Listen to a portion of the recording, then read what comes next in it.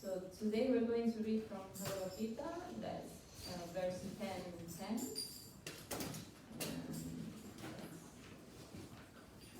On page 519, we have the same edition. Please repeat after me. Om Namo Bhagavate Vasudevaya. Om Namo Bhagavate Vasudevaya. Om Namo Bhagavate Vasudevaya. Om Namo Bhagavate Vasudevaya. Om Namo Bhagavate Vasudevaya. Om Namo Bhagavate Vasudevaya. Tesham Satata Yuktanam.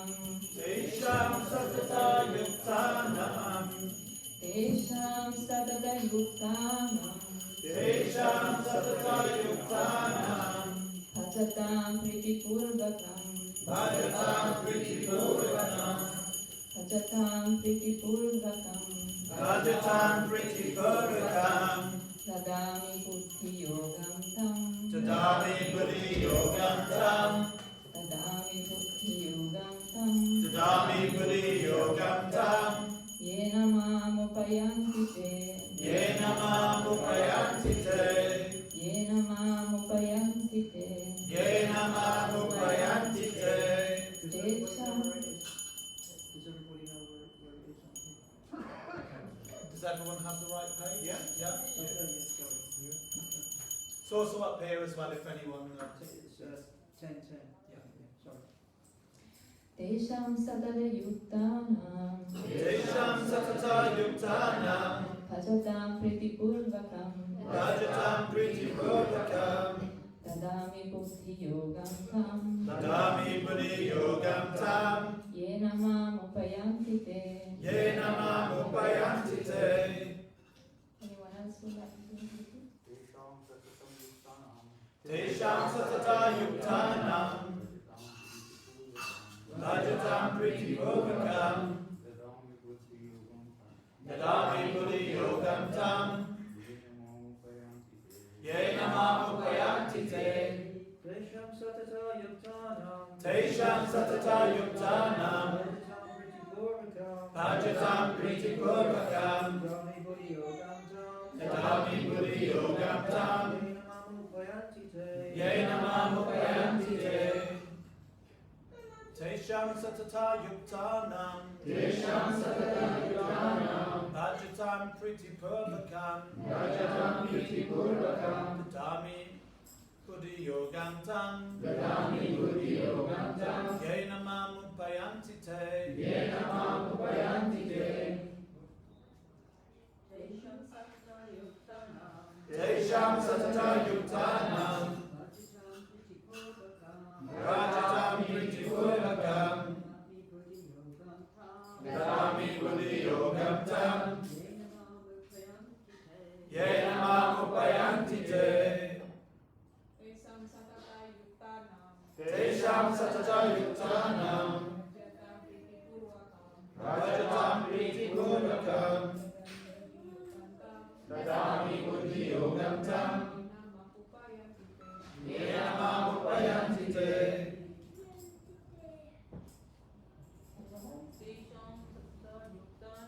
Tesham Satata Yuktanam. Bhajatam Pritipurvakam. Bhajatam Pritipurvakam. Dadami Buddhi Yogam Tam. Tadami Buddhi Yogam Tam. Yena Mam Upayanti Te. Yena Mam Upayanti Te. Word for word. Tesham. Tesham Answer them. Unto them. Satata Yuktanam. Satata Yuktanam. Always engaged. Always engaged. Bhajatam. Bhajatam. In rendering devotional service. In rendering devotional service. Pritipurvakam. Pritipurvakam. In loving ecstasy. In loving ecstasy. Dadami. Dadami. I give. I give. Buddhi Yogam. Buddhi Yogam. real intelligence. real intelligence, Tam, Tam, that. that, Yena, Yena, by which, by which, Mam, Ma, unto me, unto me, Upayanti, Upayanti, come, Come, te, Te, they. Te. Translation by His Divine Grace Srila Prabhupada, Srila Prabhupada ki. Jai. To those who are constantly devoted to serving me with love, I give the understanding by which they can come to me. Purport. In this verse, the word Buddhi Yogam is very significant. We may remember that in the second chapter, the Lord, instructing Arjuna, said that he had spoken to him of many things and that he would instruct him in the way of Buddhi Yoga. Now, Buddhi Yoga is explained. Buddhi Yoga itself is action of Krishna consciousness. That is the highest intelligence. Buddhi means intelligence, and yoga means mystic activities or mystic elevation. When one tries to go back home, back to Godhead, and takes fully to Krishna consciousness in devotional service, his action is called Buddhi Yoga. In other words, Buddhi Yoga is the process by which one gets out of the entanglement of this material world. The ultimate goal of progress is Krishna. People do not know this. Therefore, the association of devotees and a bona fide spiritual master are important. One should know that the goal is Krishna, and when the goal is assigned, then the path is slowly but progressively traversed, and the ultimate goal is achieved. When a person knows the goal of life but is addicted to the fruits of activities, he is acting in karma yoga. When he knows that the goal is Krishna but he takes pleasure in mental speculations to understand Krishna, he is acting in jnana yoga. And when he knows the goal and seeks Krishna completely in Krishna consciousness and devotional service, he is acting in bhakti yoga or buddhi yoga, which is the complete yoga. This complete yoga is the highest perfectional stage of life. A person may have a bona fide spiritual master and may be attached to a spiritual organization, but still, if he is not intelligent enough to make progress, then Krishna from within gives him instructions so that he may ultimately come to him without difficulty. The qualification is that a person always engage himself in Krishna consciousness and with love and devotion render all kinds of services. He should perform some sort of work for Krishna, and that work should be with love.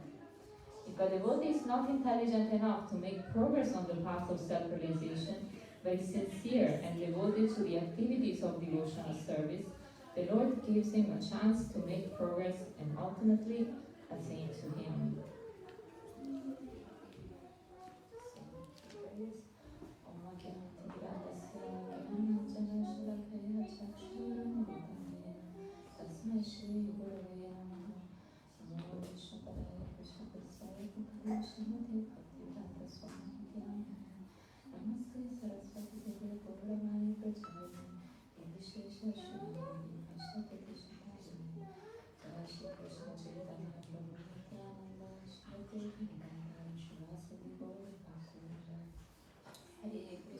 Hare Krishna, Krishna Krishna, Hare Hare, Hare Rama, Rama Rama, Hare Hare.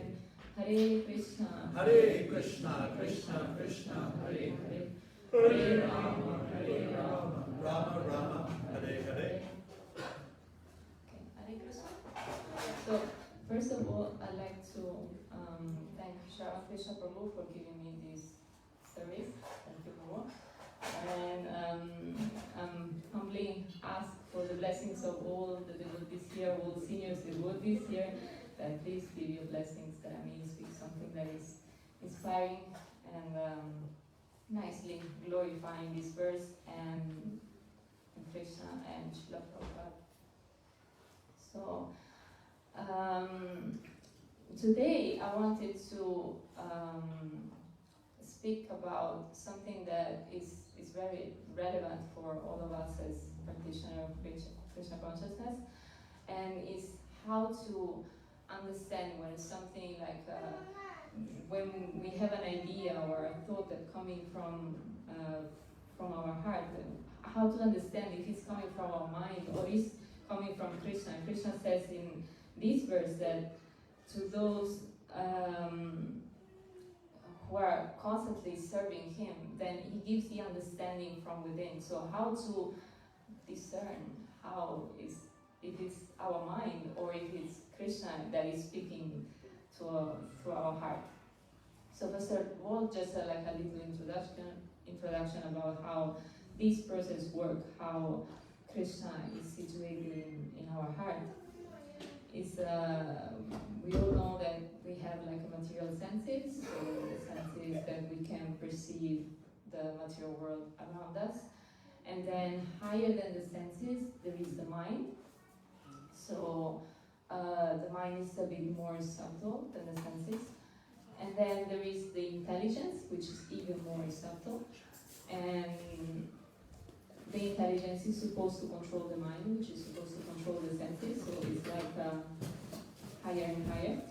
And then higher than the intelligence, we have the ego, the sense of identity, which for most of us conditioned. So we many times we hear about false ego, that misidentification with the body.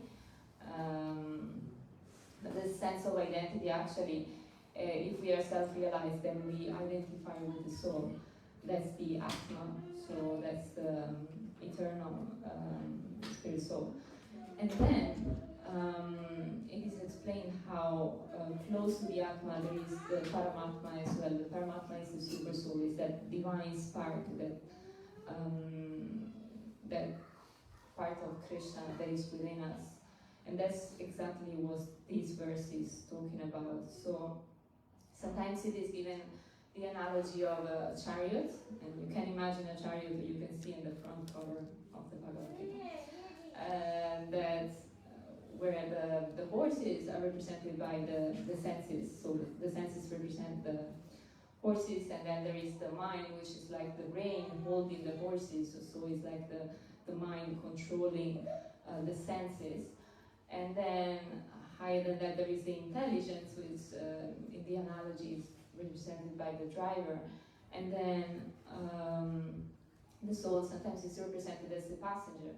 So in that way, we can see how the system works perfectly if the mind controls the senses and intelligence controls the mind like that. While we can imagine if the senses are distracted by all kind of things, imagine like if one horse is going one way, another horse is going another way, it's kind of difficult. So, so we can see that there are like two opposites we can find. Like on one opposite we have what Krishna is saying in this verse, that those who are always connected with Krishna, then it gives the understanding from the heart. So pure devotees are completely 100% directed from Krishna.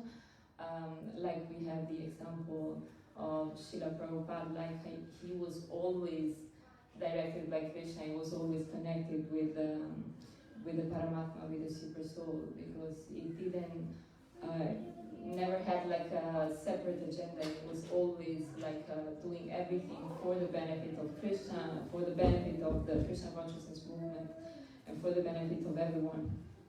So that's one side, and then on the opposite side we have like the complete materialists, like the people that are completely materialist, completely driven by the mind, and whatever whimsical desires come to their mind. So so there is no question of hearing the Paramatma there. It's just like going along with the desire of the mind. And in the middle, there is us. So that we are not completely materialists, otherwise we wouldn't be here, and we are not pure devotees, that we are completely directed by Krishna. So we are kind of in the middle, like sometimes trying to control the mind, sometimes failing, sometimes succeeding, sometimes getting confused of how, if it's something coming from our mind or something is coming from some divine inspiration. So how can we understand what is coming from our heart and what is coming from our divine inspiration, or what is coming from our mind, from our like whimsical desires. So just a question for you, maybe you can share some thoughts, some ideas. Well, it's generally said that whatever we do, it should be in line with Guru, Sadhu and Shastra. So that means the teacher, the Shastra means the holy books, Guru, Sadhu and then the saintly people or the devotees. So if what the voice that we're getting, if it is in line with Guru, Sadhu and Shastra, then we could say, yes, that's divine, or that's Krishna. And if it's not, then we should reject it, that it's just the mind. Oh, that's a good point. Any other point? Anyone wants to share something else? Maybe when we think that whatever we are thinking or whatever we are getting the feeling on, is it pleasing to Krishna? So if it is not, like he said, from some line there, or is it just pleasing to me? So if it is pleasing to Krishna, sometimes something might be pleasing to us, and it's difficult to say that. But if it's not pleasing to Krishna, you think that, then it means that it's you, and it should be like that. That's a nice point. Anything else? I was just going to say also, dependent upon realization of the super soul is also down to the sincerity of the individual. Because so many people might say, well, I have Krishna in my heart, but they have so many other things in their heart. They have lust, anger and greed in their heart as well. And Krishna doesn't reside in a dirty heart.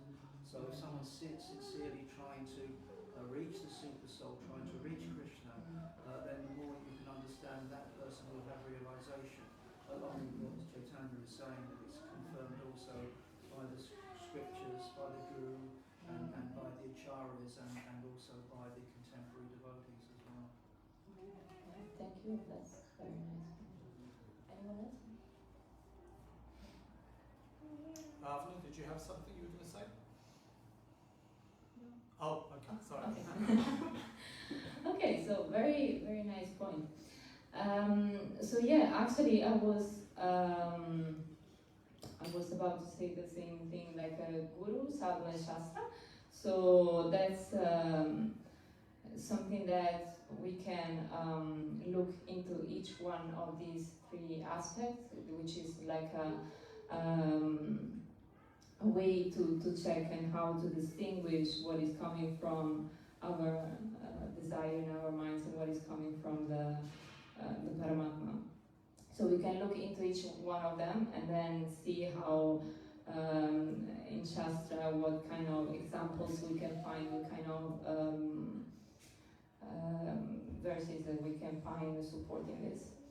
So starting from Guru, so Guru is the spiritual master. So we can see that like in many traditions are very important, this idea of a spiritual master, a guide that guide you through the process. And actually, if you think about even in material life, even in material subjects, like for example, if you want to become a doctor, you don't just like read a book and then like you figure out things for yourself, but you actually have to, go to the university and then study under a qualified teacher, and then you have to pass the exams and everything, and then you get the qualification. So, and that's everything, like that's the same thing for any other subject, like if you want to become a lawyer, that's the same thing, and for some reason when we come to spiritual life, like so many people have this misunderstanding that I can just work out things for myself, but actually there is like a process that is actually helping people to actually elevate themselves. So there is a verse in Bhagavad Gita, if you want you can have a look at it's in chapter 4, verse 34, and is very famous verse about a spiritual master and about the importance of accepting a spiritual master.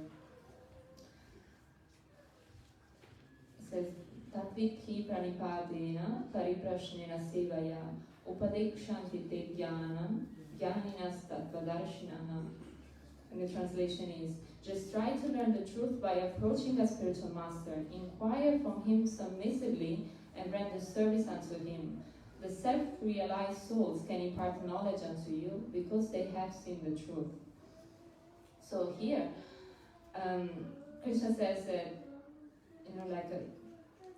the pure devotees, those who are already self-realized souls, can give knowledge to others, because actually you need someone who has already reached that level to give that knowledge, because they have already the realization. Like sometimes it is given the analogy of one who is bound. Like if you have, imagine you have ropes around your wrist and your feet. You cannot untie yourself. You have to get the help from someone who is already free and then can help you. So in the same way, the spiritual master, because he's above the three modes, the contamination of this world, and can see things as they are, then can give them knowledge. Srila Prabhupada says that because we are bound by the ropes of illusion, then we cannot unbound ourselves. We need someone who is free, then they can do for us, and they can show things as they are. And we can see that even great personalities, even Lord Chaitanya himself, accepted a spiritual master, and that wasn't because he needed knowledge, because of course, God knows everything, so he doesn't need to have someone to tell him what to do, but just to teach us by example, he accepted a spiritual master, because that's so important in spiritual life, to have that guidance that helps us see things as they are. And we can see also many examples in scripture. One example that I was thinking that is very important in this connection is that the example of Bali Maharaj, and how he, just by pleasing his guru Shukracharya, he became so powerful that the demigods they went to their own spiritual master, and Brajadevi said, there is no way you can defeat Bali Maharaj because he's so powerful just because he pleased his guru. And there is a verse that Srila Prabhupada is talking about the importance of the spiritual master, and how, let's see if I can find it.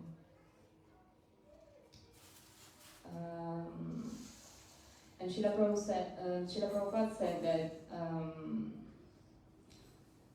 Bali Maharaj's prowess was not his own, but that of his exalted guru, Shukracharya. So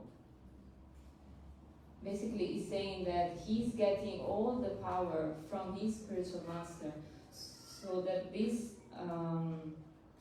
we sing in the prayers, Yasya Prasada Bhagavad Prasado, Yasya Prasada Katikutobi.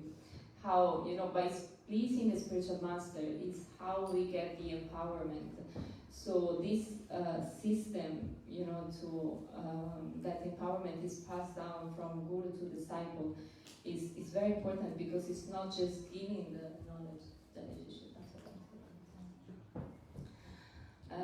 It's not just giving the knowledge, but it's passing down the empowerment that on our own we wouldn't be able to achieve. Even Srila Prabhupada, he was always giving credit to his spiritual master, and how whatever he achieved, it was the mercy of his spiritual master, because he gave the instruction, and just by following the instruction, the power to fulfill the instruction is in the instruction itself. So moving on to the sadhu. So sadhu means the association of devotees. And here again we find so many examples in Shastra how the association of devotees is important in spiritual life. Like, for example, the story of Bharat Maharaj. He was like a great king. At some point he renounced everything to go into the forest to completely concentrate in his spiritual practice.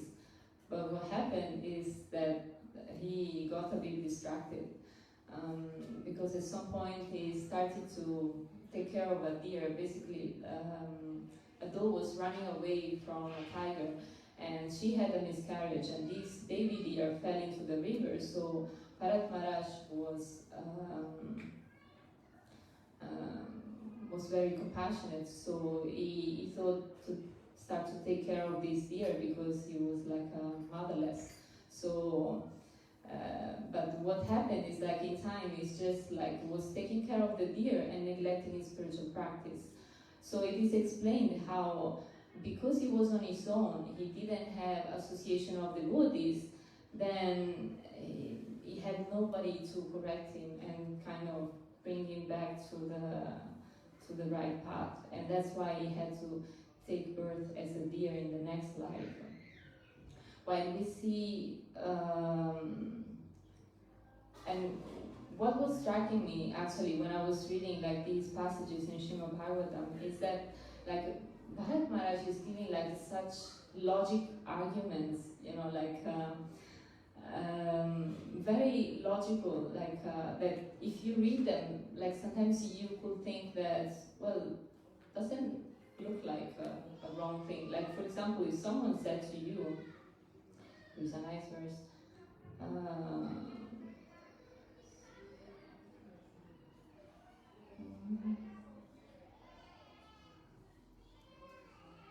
okay.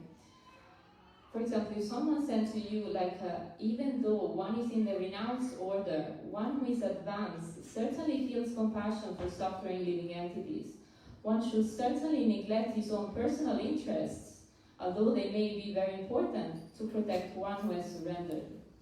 So, I mean, like, if one said something to me like this, I would feel like, well, it makes sense, you know, like, it's kind of understandable, you know, like, compassion is something that devotees, you know, always encourage, you know, for suffering living entities, you know, for the fallen souls. That's very nice. But that's why the association of devotees is important, because devotees can see the whole picture.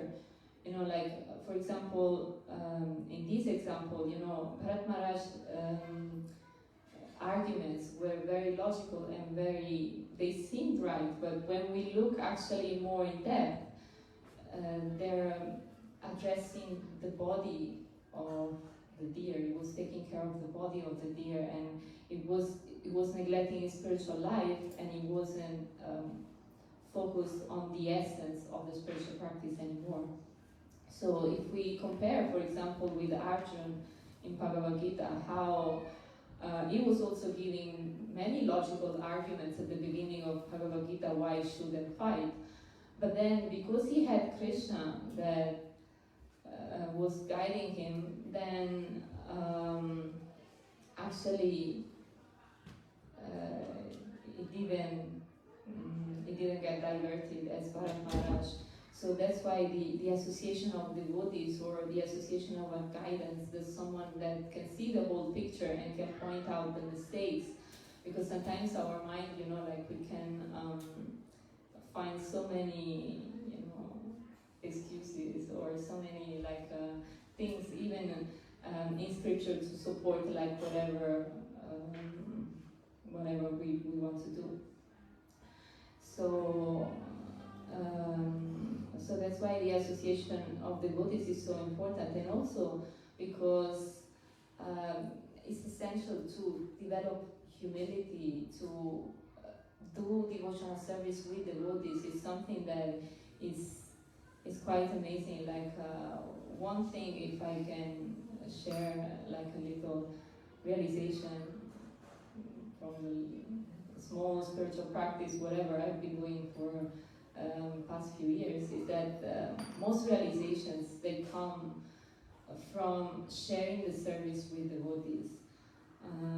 Because so many times it happens, like a few days ago we were dressing Panchatattva, and it was one of those days where everything goes wrong, so one thing after another is and I was so grateful actually that I was with Kasturi Manjari Mataji, and being together, it was it's I felt like I didn't know how I would have come to the end of the service on my own. I was so grateful, and so many times, I remember once a few years ago, I was on book distribution. It was another day like that, when everything is going wrong, and it was raining, and it was windy, and it was when we had no shelter, so it was okay, I'm done for today, it is too much. And then I was with a devotee there, and we had this vow of doing 2 hours whenever we would go out, and then but I was it's too much for me, I cannot complete the 2 hours. But then she said, just do 5 minutes. And I was okay, 5 minutes, it looks it's bearable, 5 minutes. And then for 5 minutes it became 10, and then it became 10, and in the end we completed the 2 hours. So, and then I was thinking how, if it wasn't for her, I would have probably given up. So that's why devotees are so amazing, because sometimes they push us and they give that encouragement to carry on the service even when we feel I cannot, that's it, I cannot do anymore. And that push is actually very good for our spiritual life, because it is said that how when we feel we cannot do something, and when we pray sincerely that we cannot do something, then it comes the divine empowerment, it comes. Then Krishna gives the power. So that kind of surrender, that's something that is really emphasized through Shastra, because that brings us closer to Krishna. So always encourage and emphasize this idea of doing service together, for the garlands, for example, I always like to do the garlands together, because even for the service, even for Panchatattva, many times I say, if I will do the garlands on my own, Panchatattva will have the same garlands every week. So, or at least, a kind of similar. But if we have more devotees, then every week is different. Everyone is bringing their own, ideas, their own creativity. So that's a better service for Krishna, and better for us as well, because we share the service and we create relationship among each other. And that is something that actually is very pleasing to Krishna. There is a very nice verse, and this is Krishna speaking to the Brajadevi Dāsi, the sons of King Prachina. Let's see if I can find it.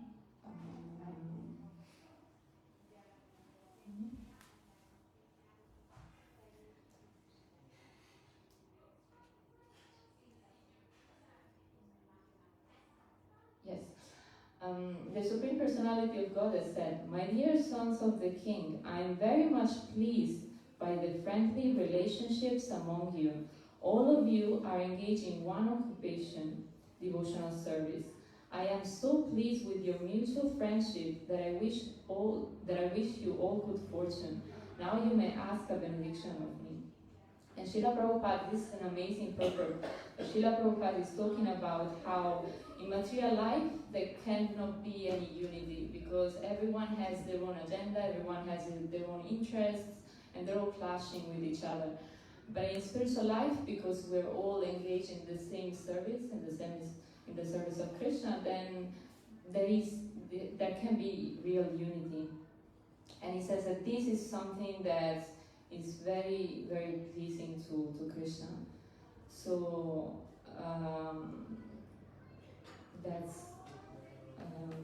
that's why the association of devotees is so important. And also, my last point I can say maybe on this, that if the service may not be perfect, because sometimes we make mistakes, or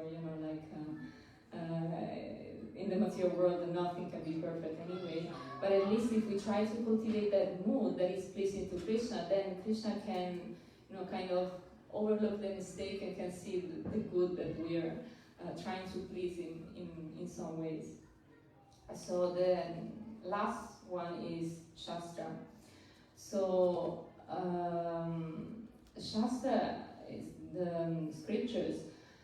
It's actually a very important principle, because actually both Guru and Sadhu should be speaking the same thing that is in Shastra. So it's like the ultimate check, because everything Krishna has spoken that should be consistent with whatever the spiritual master and the devotees are speaking. So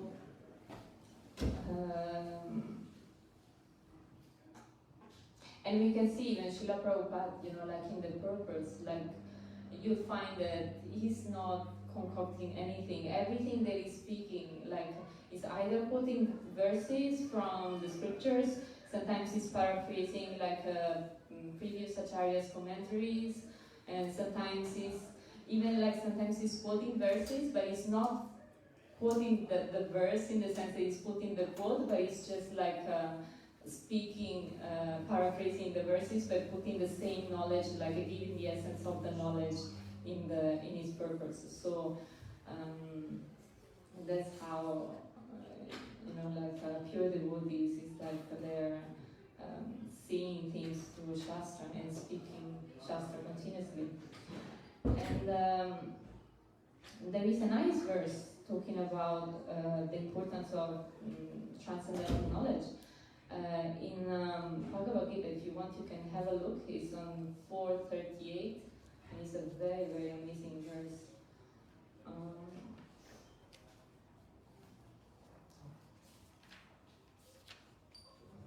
Okay. Nahi jnanena sadrisham pavitram iha vidyate tat svayam yogasam siddhaha kalenatma nivindati. In this world, there is nothing so sublime and pure as transcendental knowledge. Such knowledge is the mature fruit of all mysticism, and one who has become accomplished in the practice of devotional service enjoys this knowledge within himself in due course of time. So here, I really love about this verse that the transcendental knowledge is defined as sublime and pure. So sometimes it is given the analogy of an iron rod. If you put an iron rod in fire, it takes the same quality as the fire. So if it becomes like a hot and red like a fire. So similarly, if we associate with like spiritual knowledge, we get the same transcendental qualities. And in the opposite way, if we associate with something that is more materialistic, then we take on that kind of qualities, and we kind of our consciousness is affected by that. So in the same way, like here, there is also another verse about how this is like the positive side of transcendental knowledge. And sometimes Krishna explain things like, if you do this, that's what happened in the positive side, and if you don't do this, then that's what happens, on the negative side. So you can have a look if you like in 16th chapter, and it's verse 23.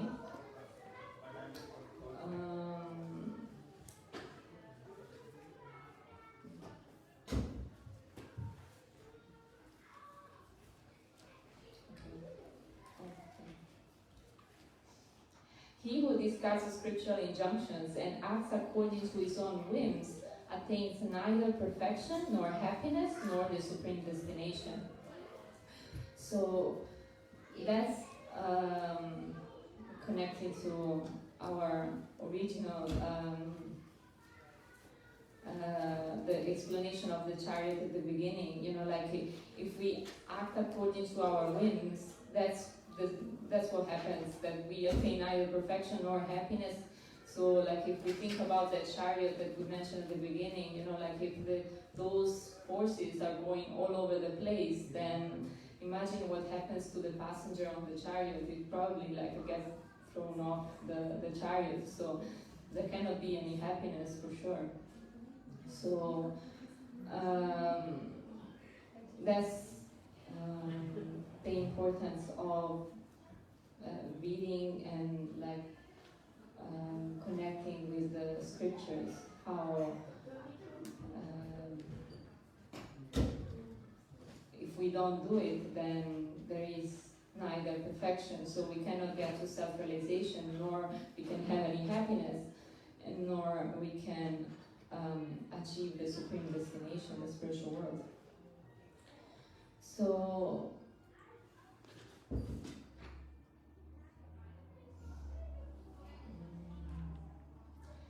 so connecting to our original question, how to understand when an idea is coming from our mind or is coming from the super soul, from the divine inspiration.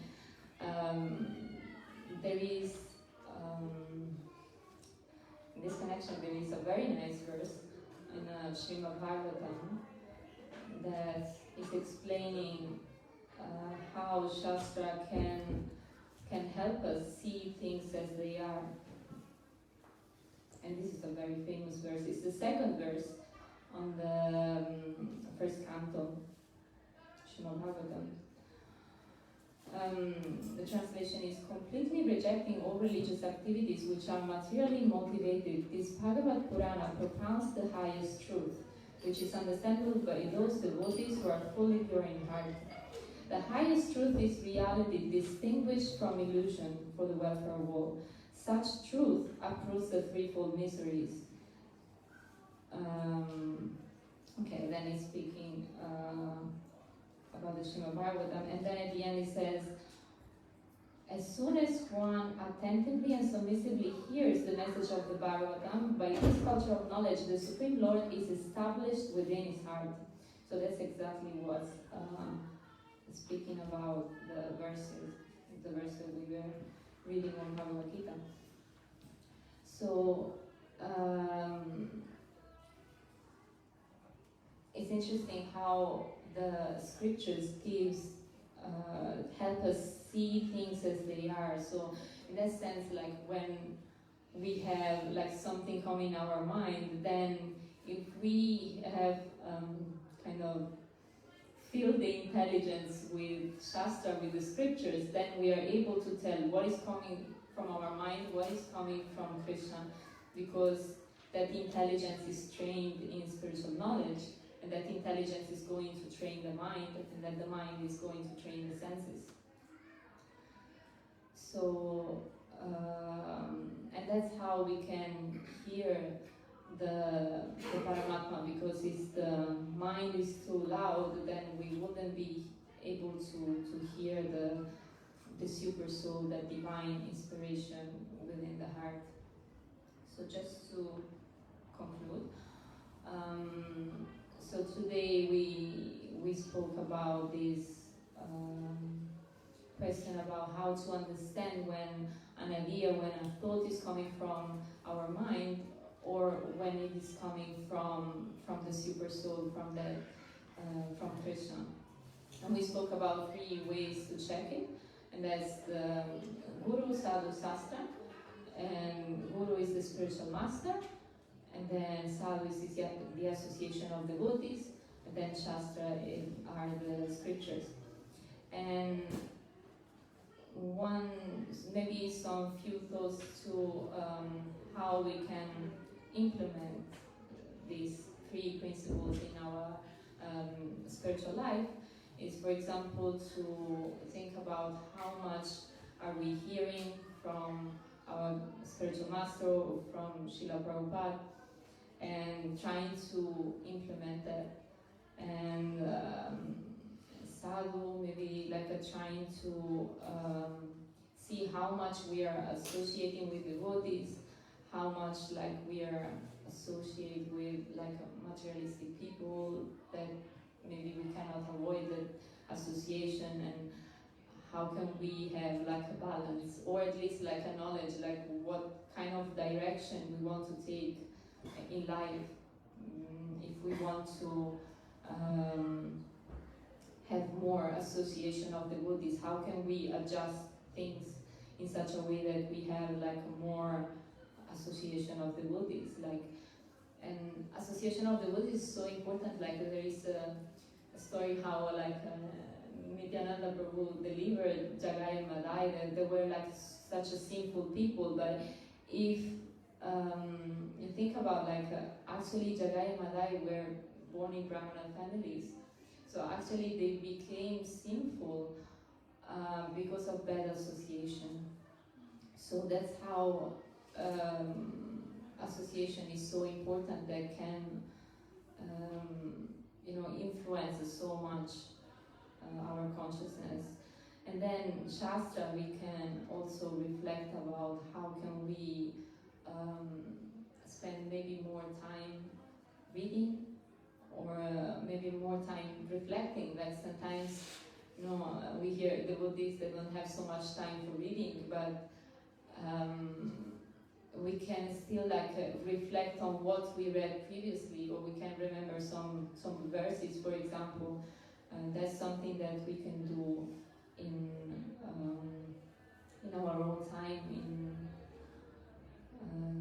whenever possible. So that's just few ideas on this. So thank you so much for your attention, and please forgive me for any mistake or any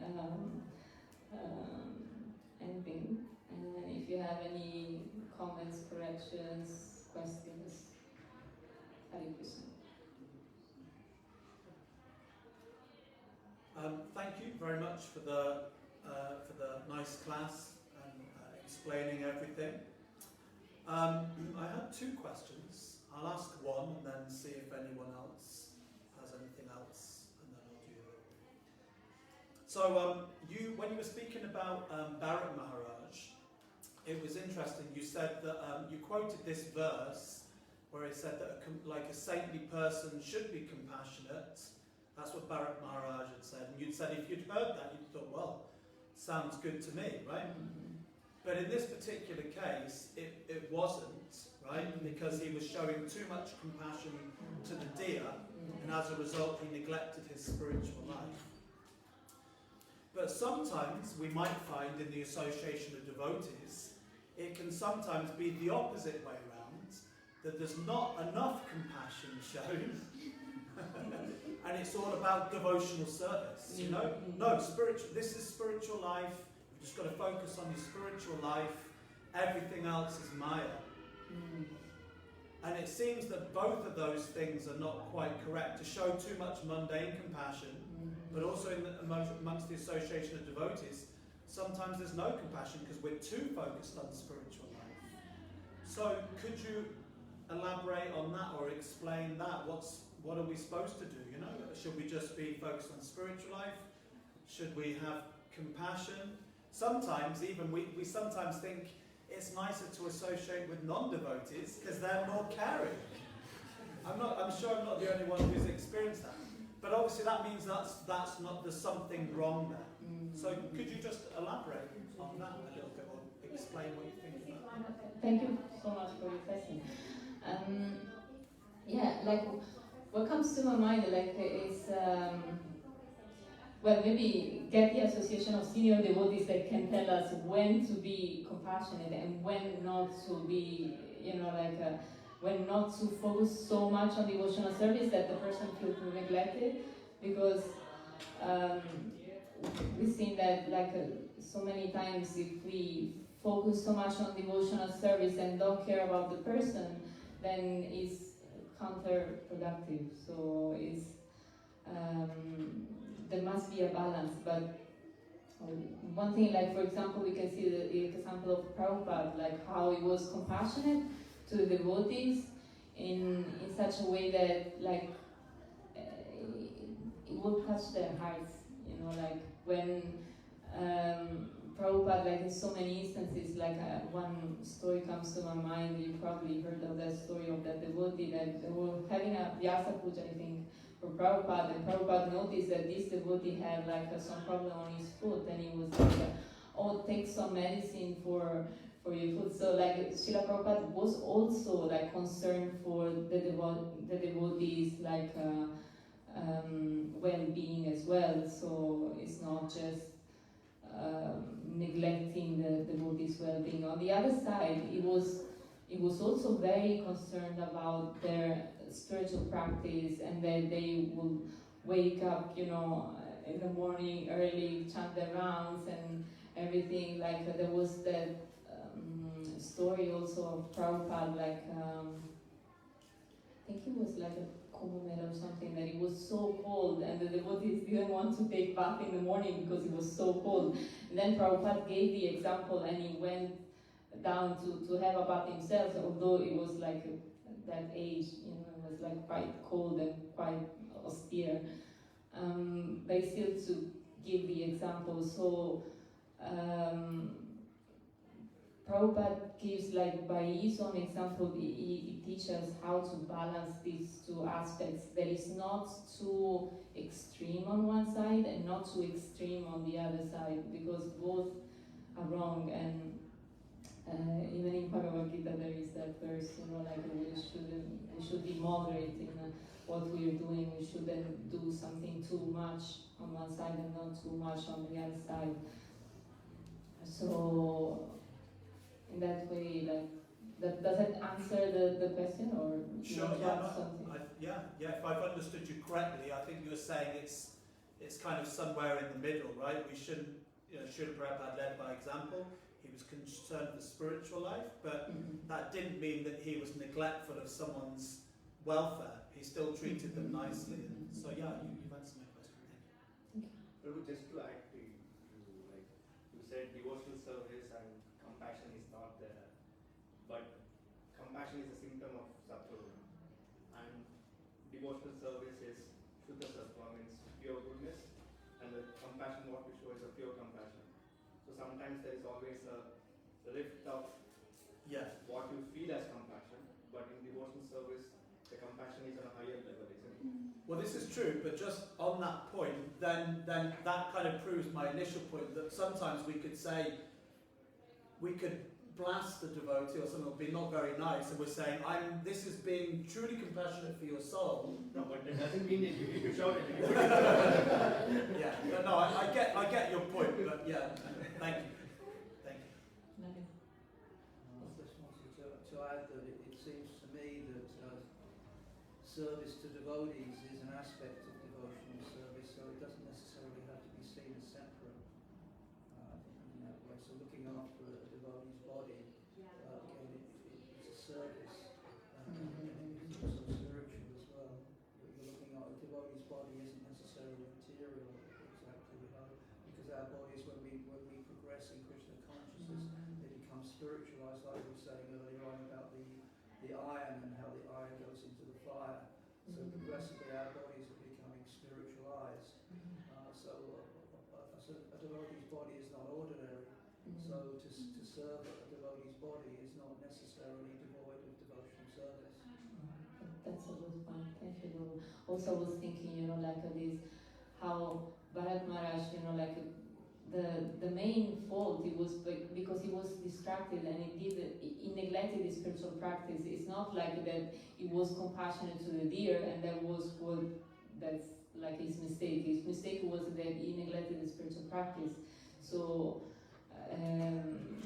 if we care for devotees but we still carry on our spiritual practice, then it's actually devotional service. Main thing is that the consciousness that we have, I think. All we do should be in relation to Krishna consciousness, even looking after devotees, not doing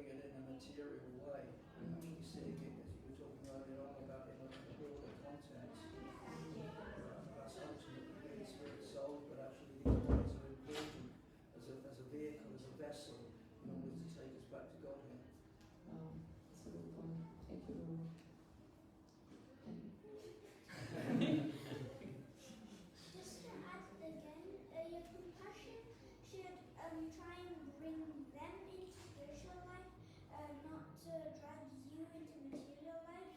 So you should use your compassion as like a tool to drag them out of it. So like try and be compassionate and then try and like invite them to temple or try and get them to chant or something. Yes, that's a very good that's a very good point, yeah. Noted, Nico. Why noted? You can give class next week. I was thinking the same thing. Anything else? With respect to Nico, he is very intelligent.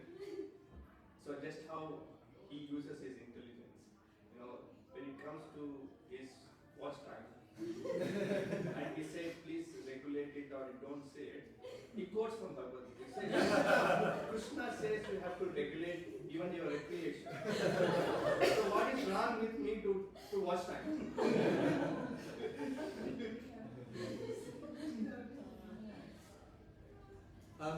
If someone else has another question, please go ahead. Otherwise, I do have another one. Yeah. Comment, sorry. In the purport, Srila Prabhupada mentions Karma Yoga and Jnana Yoga as long as Bhakti Yoga. In Karma Yoga, someone is there's some connection to the Lord, but they're acting in terms of performing rituals or some worship in order to get some material benediction there. And in Jnana Yoga, it may be someone who is trying to merge into the Supreme or trying to understand the Supreme by philosophical speculation. Prabhupada emphasizes that Bhakti Yoga is Buddhi Yoga, that it's the yoga of intelligence. So that's why he seems to make a strong distinction between that and the other types of yoga. In the Buddhi Yoga is the highest, because actually the practitioner there actually really wants Krishna and nothing else. And actually that person, when he perfects that, he goes back to Godhead. With the other practitioners, they either merge into the Supreme or they still stay here to perform fruitive activities. That's a very good point, thank you.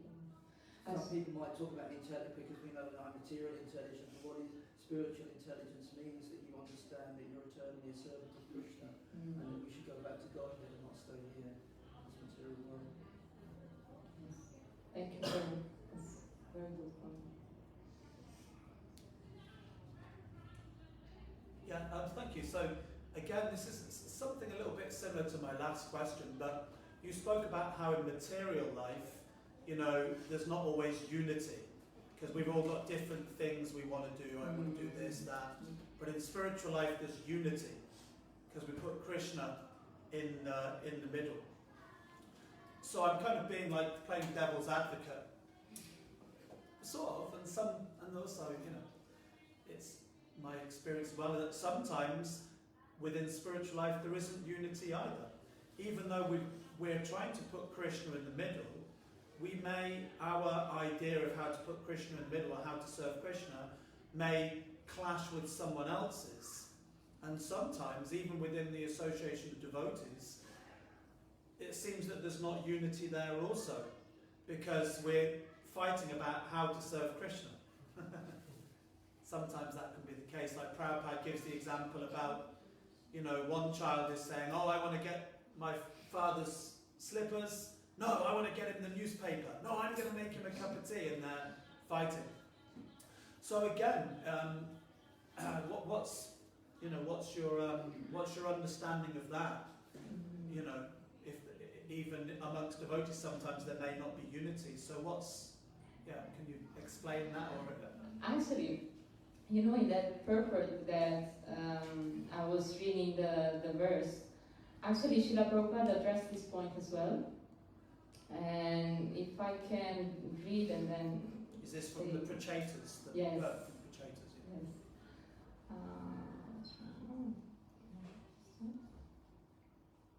Yes. Yes.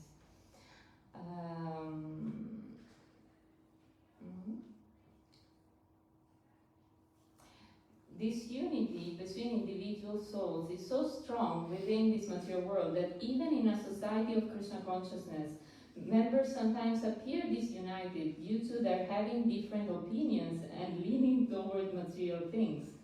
Actually, in Krishna consciousness, there cannot be two opinions. There is only one goal, to serve Krishna to one's best ability. If there is some disagreement over service, such disagreement is to be taken as spiritual. Those who are actually engaged in the service of the Supreme Personality of Godhead cannot be disunited in any circumstance. This makes the Supreme Personality of Godhead very happy and willing to award all kinds of benediction to his devotees, as indicated in this verse. So, what I am understanding from this is that, there can be different opinions on how to serve Krishna, but ultimately, because we're all serving Krishna, actually, the disagreement is not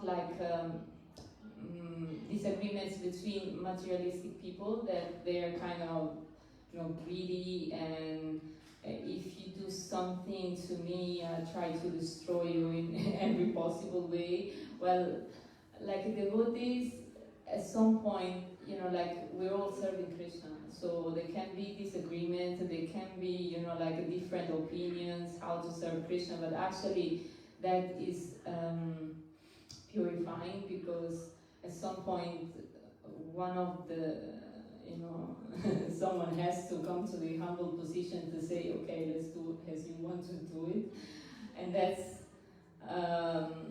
very humbling. So it's kind of purifying the anarthas. That's my understanding from this. I don't know, probably you have much more experience than me, so you probably know much more. I've got a lot of experience of starting fights.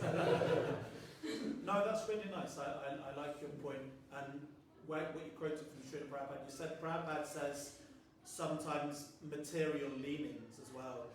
So sometimes it might be a disagreement, and it's more like based upon our false ego as well. But your point about saying there is that actually sometimes having to take the humble position and say, no, let's do it like this. Like you're saying, it purifies the anarthas. So sometimes we might get the idea that being in the association of devotees, it's all like a Vaikuntha bubble, it's bliss, and there should be no disagreements. But actually the process of getting closer to Krishna means giving up the unwanted things within our hearts. And sometimes that can be a little painful initially, because we're holding on to our material conditioning. But actually when we give up our material conditioning, then we actually feel, Krishna's embrace. So, no, I thought you explained that nicely. Thank you. And without that, there wouldn't be that push, to let us surrender and say, okay, let's do this. Yeah, thank you. Thank you. That's a nice point also. And even in the Bhagavad Gita, when Arjuna was reluctant to fight, so then Krishna said he will give him some knowledge. And what sort of knowledge he gave is spiritual knowledge. As long as he was there is a material tinge in his knowledge, that was pulling him back from going to fight. And then he gives the spiritual knowledge. But he said he answered all his questions, he answered in a few words. He said, you're not this body, you are a spirit soul. And then he explained about the spirit, and that was the answer. So spiritual upliftment, if there is some things of materialism in there, so that may cause stress. But if there is because everybody is trying to realize spiritual knowledge, but it's like everybody is not on the same level, so clash may happen. So you always try to exactly so. So as long as there is a little bit of spiritual material things in that, then that's why it happens. If not, what Krishna was saying, every soul should be sublime. It is sublime. It is sublime. So if not that, then we don't do it. And that's why we are in the material world, because we're not pure devotees. If we were pure devotees, then we wouldn't have any false ego, but then we would be in the spiritual world. If we all recognise that we've all got material tinge, then we can learn to respect other people. Because if we think that somebody else has materially tinged and we're not materially tinged, and that's when the ego takes over. Thank you. That's what I was saying. Yeah, I was just thinking along those lines as well. It's like, if you're in a hospital, and we understand that we're all in the hospital, don't be surprised if you see a sick person in the hospital. That they're in the hospital and they're trying to get better. And we're also trying to get better as well. I think also, like Dhananjay was saying, like sometimes we might think I'm having to tolerate all of these people, but we neglect to see that everyone's having to tolerate us. And that's why it's called self-realization. So, yeah, thank you, Dhananjay. And I was also thinking, like as you said before, how, like sometimes we're think maybe like non-devotees are better because they care more. But actually, if you think about like the goal is different. So when we are with devotees, even devotees may have, like a false ego, may have, that their own, but still the goal is Krishna, and that's very special. That's something that,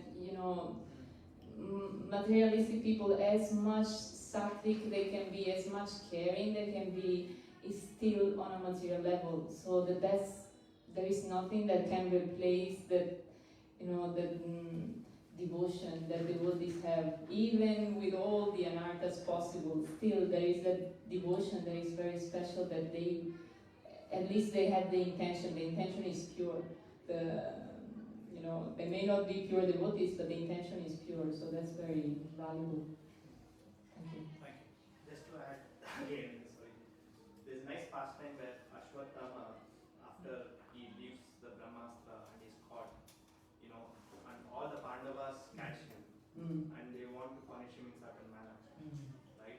So, like Bhima wants to kill off, and Arjuna wants to say he's a Brahmana Putra, he's not supposed to think. So each one of them were, according to Shastra, they were correct. At the same time, the opinion was different, right? But over there, they had a consultation, and in reference to Krishna, and he said, okay, you do this, it's equivalent of killing the Brahmana Putra, at the same time you're saving, etc. So what happens is, even among devotees, it may not be anything material, but there may be a difference of opinion. But I feel once we leave out that false ego and say the only aspect what we are trying to do is to serve Krishna in a better manner, having a consultation or ISKCON, whatever small ISKCON, and sticking on to the final opinion as Krishna's blessing would resolve most of the issues. That's a good point. And also I was thinking of that story, actually, that story I was reading few days ago, like how Arjun was so intelligent to find actually a way to please both parties, like he got the hair and he got the jewel of Ashwatthama. And he was like exactly fulfilling the desire of those who want him killed and those who want him saved. So he spared his life, but he kind of dishonored him, so it was like killing him. So if devotees sometimes, if they can find, like that way to please everyone, or kind of juggling between like everyone and kind of find a compromise between different opinions, then that's ideal. It may not be a compromise, rather than making the devotees understand it. If you say compromise means, okay, then you are wrong, but still I have to accept it. But that's not a compromise what happens, right? It is basically, we come to a level of understanding that at that particular situation, that is the right way to do it. It may be different with what I thought or what I feel, but at that particular situation, that is the right thing to do. And if it is happening, then we have blessing of Krishna, because Krishna ultimately sanctions everything, whatever we are doing. So maybe that's where I guess the material thing is not about the karma or product. That's where I guess we get stuck. Yeah, that's a good point. Thank you. I have one point. Essentially, there have been awkwardly incidents because of this between the devotees and in the material world, in the Kumbh Mela, sub Kumbh Mela, starting on 3rd of January gone. There was an Acharya, with the name Shankaracharya, which is not his name. He is a white devotee and disciplined man. But there have been some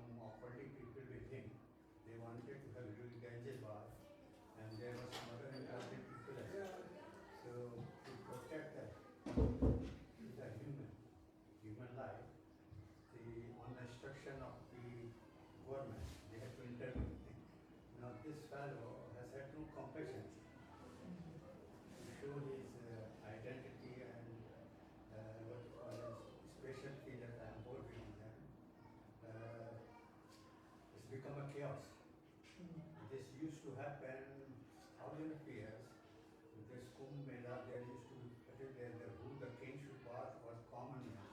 The simple thing is the who reaches there. Because at that time the population of Italy, France and Germany is there plus. So it's difficult to control by the police and department. And the people, because in the material they don't know what is the place they are going to have bath. There was coolest places you know. There are places where the rivers are known. They said they are the three rivers collide, so the water is, you don't feel cold. Now they have got it, they are from South, Calcutta, other place, they haven't got, the water is cold here, don't take bath, so it becomes gas. You get me? They haven't got basic sense of the place. Even the friction, the three rivers collide. I took my bath, I was dead there, once I was born there. So I had this, don't feel that it's cold. Even if you are without clothing under here. But they wanted to have, so there have been quite good chaos.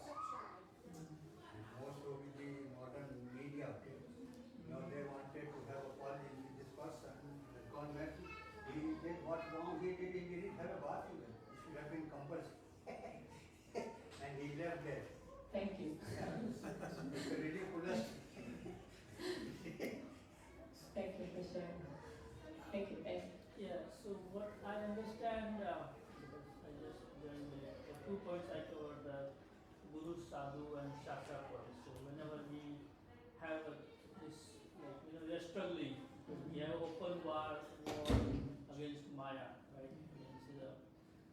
But the fortunate souls, we know the path because of the Guru, Prabhupada, we know where to go. And when we listen the pastime of Bharat Maharaj, he must be, Uttamadhikari, and if we consider and look at ourselves, like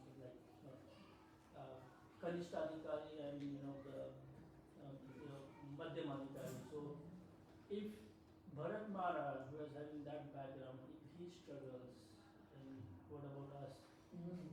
So where we are, but the good point is that, and as Prabhupada says, whenever you are Guru, he takes all the karma, if you are on the right track.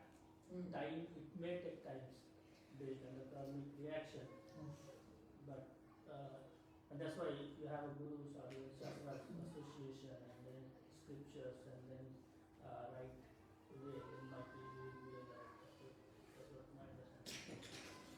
Thank you for sharing. It's very, important that we associate with what Srila Prabhupada wrote in his books, because if Bharat Maharaj got distracted like that, imagine how much can we become distracted if we don't have the regular association of devotees, or we don't read scriptures, we don't, have that that association. Thank you. Anything? Yeah? Thank you so much. Hare Krishna. Her Grace Brajadevi Ki. Srila Prabhupada Ki.